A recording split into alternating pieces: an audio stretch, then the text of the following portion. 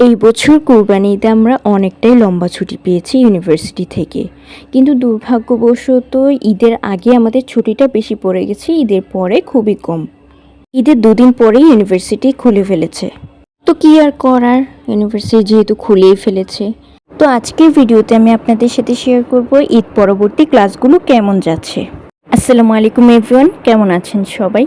অনেক দিন পর আপনাদের জন্য একটা লং ভিডিও নিয়ে আসলাম। আসলে গরমে খুব একটা কোনো কিছুই করতে ভালো লাগে না।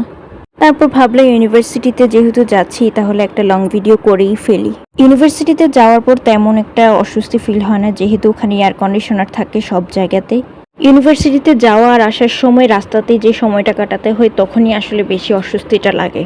তো অনেকদিন পর সবার সাথে দেখা হচ্ছিল, তাই ভালোও লাগছিল। ভিডিওতে আমি যেখানে বসে আছি সেটা হচ্ছে আমাদের অ্যাডমিশন অফিস। তো আমার ভার্সিটির মধ্যে সবথেকে পছন্দের জায়গা হচ্ছে এই অ্যাডমিশন অফিস।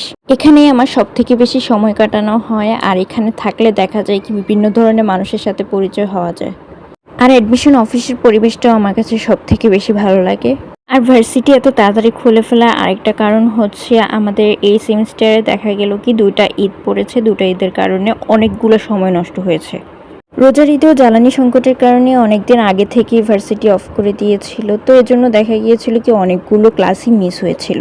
তো এখন ওটা কভার দেওয়ার জন্য কোরবানি ঈদের ছুটিটা একটু কম পড়েছে। আবার দেখলাম এবার নাকি সেমিস্টার ব্রেকও অনেক কম, 5 দিন বা 6 দিনের মতো এরকম দেওয়া হবে। তো সেদিন যেহেতু বৃহস্পতিবার ছিল, তো ভার্সিটির লিফটে তেমন একটা ভিড় ছিল না। থার্সডেতে বেশিরভাগ স্টুডেন্টেরই দেখা যায় কি কোনো ক্লাস থাকে না। আমার এই 3 বছরের ভার্সিটি লাইফে এই প্রথমবার এই সেমিস্টারেই হচ্ছে আমার বৃহস্পতিবার এবং শনিবার রুটিন অনুযায়ী ক্লাস পড়েছিল। কিন্তু সাধারণত বৃহস্পতিবার কিংবা শনিবার আমাদের তেমন কোনো ক্লাস থাকে না ইউনিভার্সিটিতে, কোনো কুইজ, প্রেজেন্টেশন কিংবা মেকআপ ক্লাস ছাড়া। আসসালামু আলাইকুম এভরিওয়ান, কেমন আছেন সবাই? অনেক দিন পর ভার্সিটিতে আসলাম। আজকে ঈদের কতদিন, 5ম দিন মনে হয়, 5ম না 6টা, আমার ঠিক 5ম দিন। আজকে আমি এই গরমের মধ্যে ভার্সিটিতে চলে আসছি একটাই কারণ, সেটা হচ্ছে অ্যাটেন্ডেন্সের মার্কস খুবই ইম্পর্টেন্ট। সো দেখেন কি অবস্থা আমার, খুবই রোদ।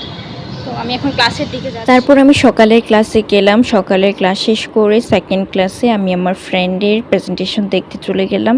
ওর একার প্রেজেন্টেশন ছিল, আমার ছিল না সেদিন।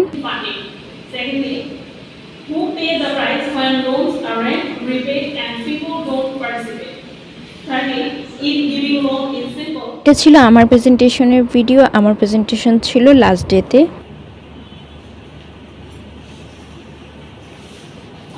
As we can see on the screen, our today's topic is impacts of social media.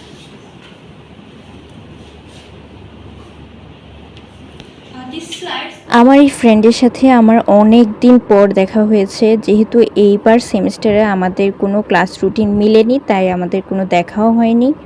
তো এখানে আমরা একটু দুষ্টামি করছিলাম, এই গরমে আমাদের ফেসের অবস্থা খুবই জঘন্য।